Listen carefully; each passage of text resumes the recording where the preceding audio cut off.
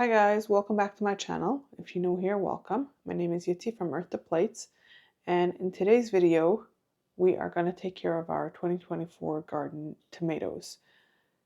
When the last of our tomatoes came in, I had them ripening in my house off of the plants, and as they were ripening I stuck them into my freezer.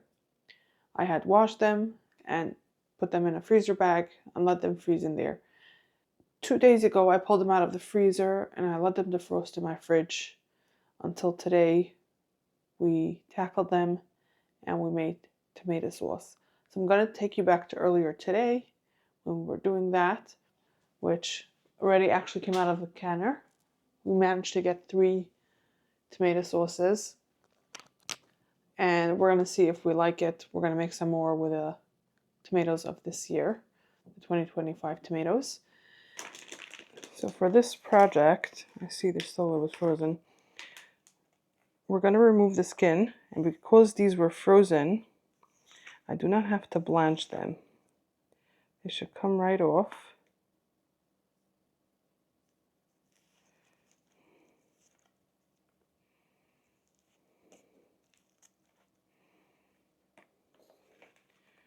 And really I should have done this part before I froze it, the coring. But we'll do it now.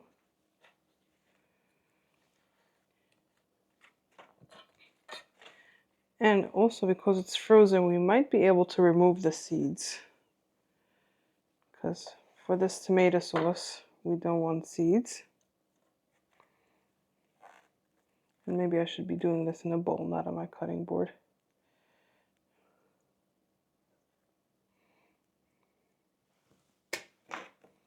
I'm going to put it directly into the pot.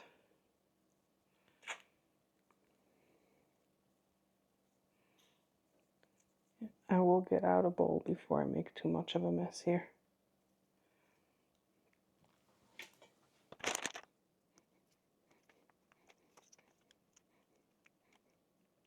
Now, I'm okay that so much juice is coming out because for tomato sauce I would have to cook this down anyways.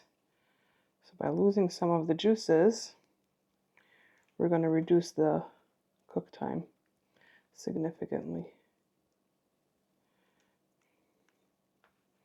We might not even have to use our knife for this. Fresh tomatoes, I would not be able to do it like this because it wouldn't be this soft. So there's a benefit to freezing the tomatoes before doing this. And I'm totally okay that it's falling apart because once we start cooking this down, I'm going to have to mash it anyways. So I'm just making that step a little bit easier for myself. I just know that for next year, not even next year, for this year's garden, if I freeze tomatoes, I should definitely cut them up and core them beforehand because it'll make this even easier.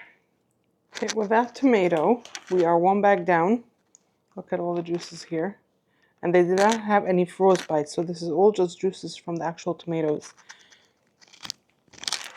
So we have 3 more bags, plus this little bit here. So we're gonna get this going. My only thing is I'm debating if I should make roasted pizza sauce with the cherry tomatoes because I have a lot of cherry tomatoes. But I think I'm actually just gonna do tomato sauce for all of them because otherwise it's not worth it to really do this whole process because I don't have that many of the bigger tomatoes.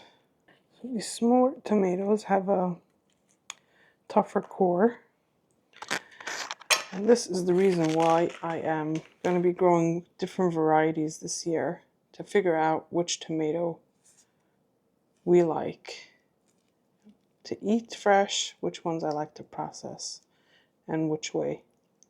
Because I would love to make my own tomato sauce for the year, my own crushed tomatoes for the year. So I want to find the tomato that I enjoy to process for those things the most. So if you use tomato juice, This is essentially what it is, all the juice in here. So you would not want to freeze your tomatoes before doing this, because as it's cooking down, you would get some juice that would separate, and you can skim that off, and you can that up for tomato juice. I never buy tomato juice. I never use it. So for me, it's not a product that is worth to take my time and make it. So that's why for me, this process works. So officially, tomatoes that are this shape, like a Roma tomato, are the best for sauces because they don't have too much juice inside. It's mostly flesh. And that's what you want for the sauce. But in here, I don't have too many of those. I think that might be the only one, actually. And I clearly saw a difference. Those definitely, that one definitely did not have as much juice as all these other tomatoes that I've been peeling and coring. I only have cherry tomatoes in here. Same in this one. In here I have a couple that I can do right now. Cherry tomatoes, I'm debating if I should put the whole thing in or I should try to peel them. It's going to be very tedious to peel because they're so small. I think I'll just remove the peel and we'll throw it into the pot. And what I'm going to do, even though the recipe that I'm following, the instructions, doesn't say this, I am going to blend this up with a stick blender before I start cooking it down. And I might decide to run it through a mesh sieve before I start cooking it down as well, to get rid of any impurities, any bigger chunks that I don't want in the final product. The instruction says to run it through a food mill, which is a piece of equipment that is very helpful for projects like this. I don't have one, so we're gonna get creative and figure out a way to get rid of whatever we don't want in there, whatever we don't want in the final product. And so the cherry tomatoes are actually quite easy to peel. All I do is I crack it at the bottom of the tomato, and then I can just push it out. So this is the top of the tomato. This is where it was connected to the plant. So I pinch it at the bottom and push it out. So this is going quite a lot faster than I expected for the cherry tomatoes.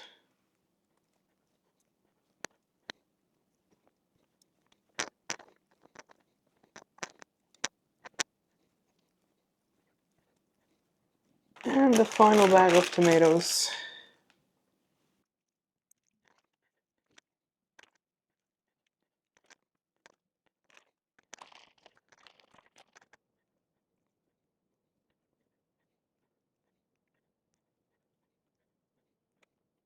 Okay, this is our last tomato. Now before I get blending that up, I'm gonna clean up over here because some of the tomatoes sprayed and I made a mess on here. So first is clean up, then we're gonna blend.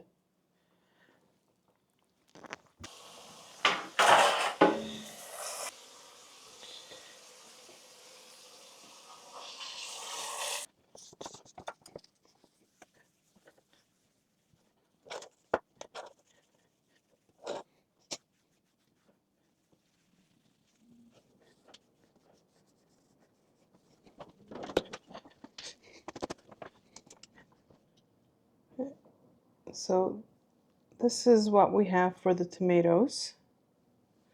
Let's see if we lay it down straight. It's down to about here. So we have about half a pot worth of tomatoes. I'm gonna blend this up now with my immersion blender.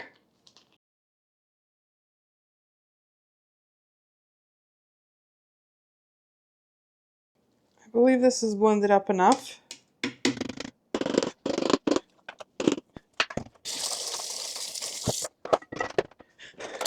Now I'm just going to test if when I push it through the sieve, yeah, I might just, no, I think I'm going to lose a lot. I might just decide to do it after cooking it down or not do it at all. And then I'll know if I need to invest in a food mill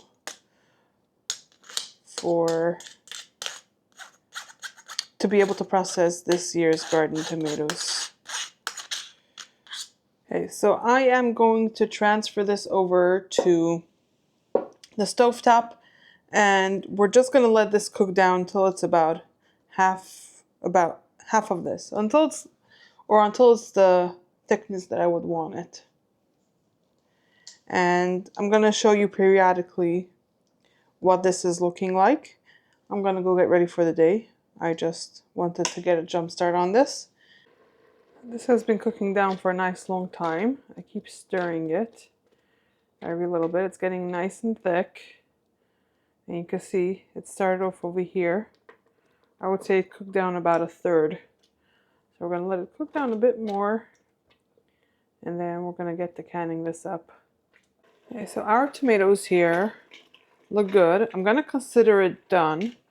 But I'm going to leave it on the heat here to cook down a little bit more until this here comes up to a boil. So I'm getting my cans hot because my tomato sauce is hot. And I'm going to get the water boiling as well to be able to start the canning process. And the towel down there is because I don't have a proper canning pot, which would have a rack to put the jars in to keep it stable as it's boiling. And because I don't have that, a towel helps for that. So once this is boiling, we're going to take one jar out at a time, fill it up with our tomato sauce, and start the canning process. Okay, so our water here is boiling already, which is good. Because you want the water about the same temperature as whatever you're going to put in the jar, so that it doesn't shock the glass and shatter it. So what I'm going to do is I'm going to take out one jar at a time. I'm going to spill whatever water is in there. Now we're going to get 1 tablespoon of lemon juice in here. 1 teaspoon of salt. And let me actually bring over the pot with the tomato sauce.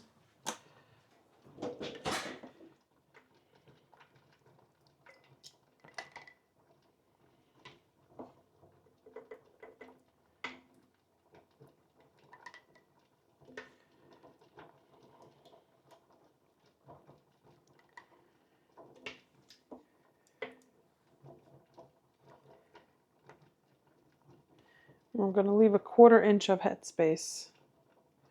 Just a little bit more in here. Okay, perfect. I have a paper towel here that I dampened on the edge. We're going to clear off the rims from any residual tomato sauce. Now, anytime you're canning, you're going to want to use a brand new lid because you need the seal over here brand new so that it seals properly. And then rings, you'll just use any ring. It does not have to be new. And we're going to make it finger tight. So as long as you can twist it with just 2 fingers, that's how tight you want it to be. I'm going to put this back in and we'll get another jar. Now I'll be surprised if I get even just 3 jars of this. It is more for the experiment and to see how we like it, to know if I should be making this with our 2025 tomatoes. Okay, I have just a little bit left in my pot. So we're going to run this canning process with just 3 cans of tomato sauce. And we'll see what happens. And we'll see how we like it. Okay.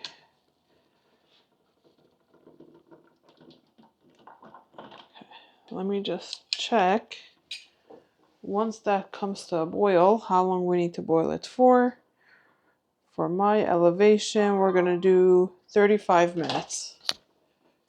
So we're going to cover this again. We're going to let it come to a boil, and then we're going to set a timer for 35 minutes.